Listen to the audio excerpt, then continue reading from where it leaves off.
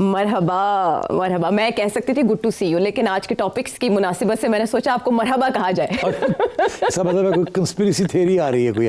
Conspiracy, उसमें questions बहुत ज़्यादा है, लेकिन बात जो आपसे मंसूब है वो ये कि 3 माह तक तकरीबन इस बार आप वेकेशंस पे लंदन में क़याम पजीर हैं, और जिस दिन आपने वापसी का इरादा किया वहाँ सफ़ेद फार्मों के मुजाहरे शुरू हो गए जी, यहाँ से इमिग्रेंट्स को धकेला जाए। फिर हमने देखा जरदारी साहब चीन के विजिट पे, नवाज शरीफ साहब उसी दिन लंदन, जिस दिन आप वापस आ रहे थे उसी दिन लंदन रवाना हो गया आफ्टर सो लॉन्ग चेकअप के लिए। फिर शहबाज शरीफ साहब और हमारे army chief field marshal already बैरून ममालिक विजिट पर हैं, मल्टीपल विजिट्स हैं उनके, और आपके आते साथ प्रेसिडेंट ट्रंप भी यूके पहुंच गए हैं, और वहाँ पर जो उनका इस्तकबाल किया जा रहा है, किंग चार्ल्स जिस तरह उन्हें वेलकम कह रहे हैं, जो खाने खाए जा रहे हैं, रौनक लगी हुई है वहाँ पे आपके आते साथ ही। 3 महीने तक कुछ ना कुछ तो पकाया ही होगा। नहीं, अगर तो मैं वहाँ रह जाता जब मियाँ साहब वहाँ पहुँचे हैं तो फिर आप कह सकती थी कि कुछ पक रहा है। अच्छा। मगर मैं तो छोड़ के आ गया। आपने बंदोबस्त नहीं किया, मतलब वो क्या कहते हैं, कारपेट बिछाना, उसके लिए ज़मीन हमवार करना जो आगे होने जा रहा है? वो तो आज हम बैठ के डिस्कस करेंगे ना आगे क्या होने जा रहा है। हाँ, लेकिन लोग एक्सपेक्ट कर रहे थे कि आप रैम में स्टार्ट करेंगे। हमने तो कल आपकी रूनुमाई देखी, आप तो जो कहते हैं ना सर मंडाते ही ओले पड़े, या कहते हैं आसमान से गिरा खजूर में अटका। हमने आपको कल पीसीबी अचानक देखा। तो क्या हो गया? आउट ऑफ नोवेयर क्या हो गया, ये तो हम आपसे पूछेंगे कि क्या हुआ था कि आपको रेस्क्यू करना पड़ा जाके। नहीं, ऐसी बात तो नहीं थी, किसी को रेस्क्यू तो नहीं करना पड़ा। बहरहाल बात करते हैं उसकी। हाँ, वो उस पर हम आपसे ज़रूर पूछेंगे, क्योंकि सब जानना चाहते हैं कि हेडलाइंस कुछ बनी लेकिन पसे पर्दा कुछ और हुआ जो इंडियन मीडिया में छप रहा है। पसे पर्दा जो है मैं आपको बताऊंगा, कोई कोशिश मैं कर लूंगी, बाकी ट्राई कर लेना, ठीक है। हाँ, लेकिन मुल्क के वसीतर मफाद में कुछ ना कुछ चीज़ें तो आएंगी सामने। मुल्क के वसीतर मफाद में जो एक बहुत बड़ी डेवलपमेंट हुई है, हम उससे आगाज़ कर लेते हैं। सबको अंदाज़ा था कि दुनिया जो मल्टीपोलर होने जा रही है उसमें चाइना का क्या किरदार होगा। टैरिफ वॉर की वजह से डोनाल्ड ट्रंप जिस तरह चीन की तरफ सबको चीन के कैंप में धकेल रहे हैं, वो SCO कॉन्फ्रेंस में हमने देख लिया, आपने उसके ऊपर अपना एनालिसिस भी दे दिया। कतर पे जो अटैक किया इजराइल ने, उसके बाद अरब ममालिक में जो तशवीश थी, एंजाइटी थी, वो भी सबके सामने थी, लेकिन सबको लगा कि जो दोहा में एक समिट होने जा रहा है अरब इस्लामिक, उसका कोई रिजल्ट निकलेगा। उसमें जो भी एलामिया सामने आया, लोगों ने उस पर तशवीश का इजहार किया कि मुस्लिम ममालिक कुछ नहीं कर सकते, क्या इस्लामिक ब्लॉक बनेगा। पूरी दुनिया मुबारकबाद दे रही है नरेंद्र मोदी जी को उनकी सालगिरह पर, 75वीं सालगिरह पर। सब लोग हैरान हो रहे हैं कि दुनिया में ऐसे कभी किसी सरबराह ममलिकत के लिए नहीं किया गया। और उसी शाम एक ऐसी जौहरी तब्दीली होती है, पाकिस्तान और सऊदी अरब एक मुआहदा आपस में कर लेते हैं। एक तो ये कि इसकी बहुत सी डायमेंशंस हैं, स्ट्रेटेजिक है, डिफेंस है, इकोनॉमिक है, ग्लोबल है, जियोपॉलिटिकल है, सभी डायमेंशंस की तरफ मैं जाऊँगी, लेकिन मैं पहले आपसे ये जानना चाहूँगी कि इसकी टाइमिंग कितनी अहम है, और क्या जो अटैक था कतर पे वो इसकी सीढ़ी बना? ठीक है, Aahista Aahista step by step चलते हैं। हाँ। ये पहला सवाल बड़ा रेलेवेंट है कि क्या इसके पीछे क्या है, क्यों ये टाइमिंग क्या है। तो इसमें तो कोई शक नहीं है कि जो कुछ हुआ जिसका आपने जिक्र किया है कतर के ऊपर जो है, जिसकी वजह से सारे इकट्ठे हो गए, और उसका सबसे बड़ा जो इम्पैक्ट था वो ये था कि ये सारे जो ममालिक हैं ये सारे अमेरिकन सिक्योरिटी अम्ब्रेला के नीचे हैं। सऊदी अरेबिया भी सारे हथियार और सारी ट्रेनिंग वगैरह अमेरिका करता है, कतर का भी यही हाल है, सबका यही हाल है। तो अब उन्होंने देखा कि अमेरिका को आप ट्रस्ट नहीं कर सकते। हाँ। क्योंकि इसराइल ने उसके बाद भी बहुत से अग्रेसिव किस्म के बयान दिए हैं कि जहाँ भी होगा, अगर हमास के लोग होंगे, लीडर होंगे, तो हम हर जगह पे जाके मारेंगे उनको। तो वो तो बहुत आगे बढ़ रहे हैं, और क्लियर हो गया कि अमेरिका बिल्कुल प्रोटेक्ट नहीं करेगा, किसी मुल्क को डिफेंड नहीं करेगा। जब इसराइल अटैक करेगा तो अमेरिका नहीं किसी को डिफेंड करेगा। तो फिर इन लोगों ने अमेरिकन अम्ब्रेला तो इसीलिए लिया हुआ था ना, तो एक अपने खिलाफ तो नहीं लिया हुआ था, उन्होंने तो इसराइल के खिलाफ लिया हुआ था ना। उनका ख्याल था सबसे ज़्यादा थ्रेट जो आ रही है उनको, वो इसराइल से आ रही है। तो अब इनको समझ आ गई है कि अमेरिका जो है is a non reliable partner.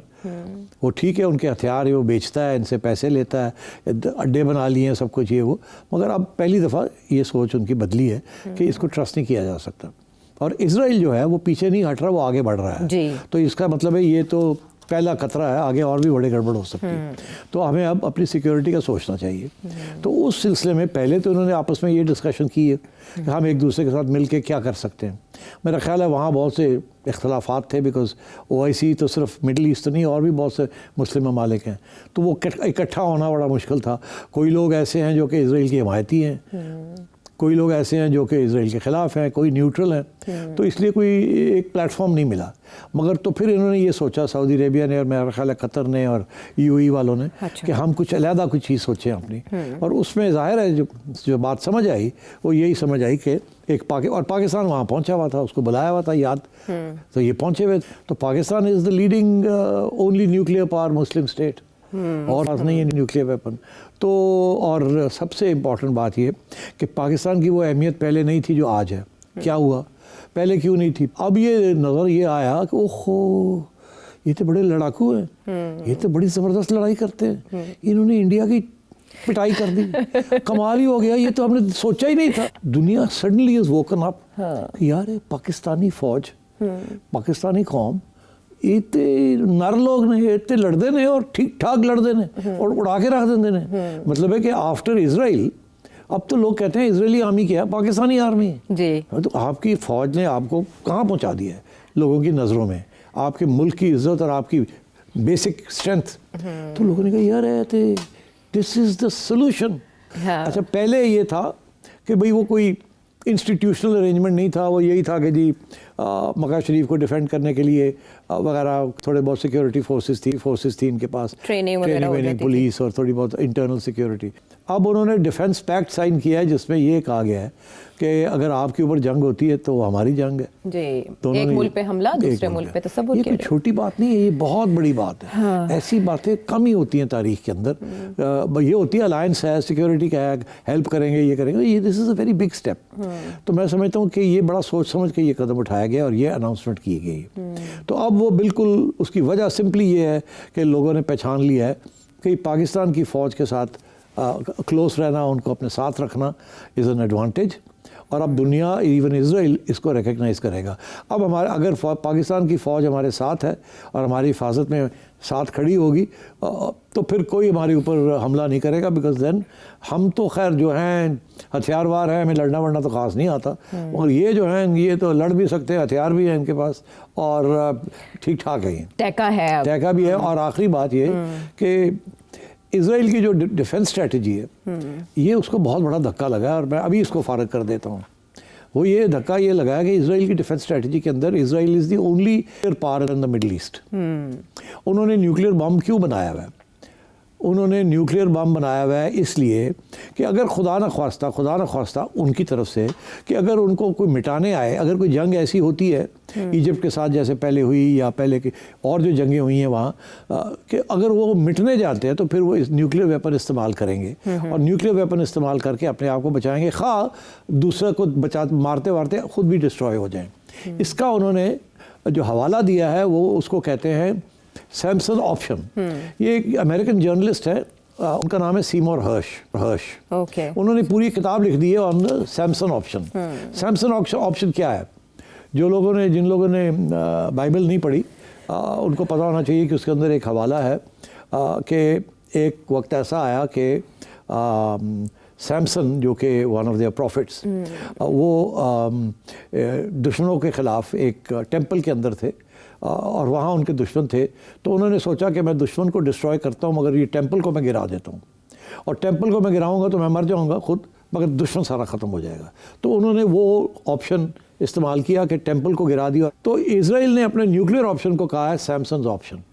Samson option ये है कि ज़रूरत पड़ी तो हम न्यूक्लियर वेपन इस्तेमाल करेंगे।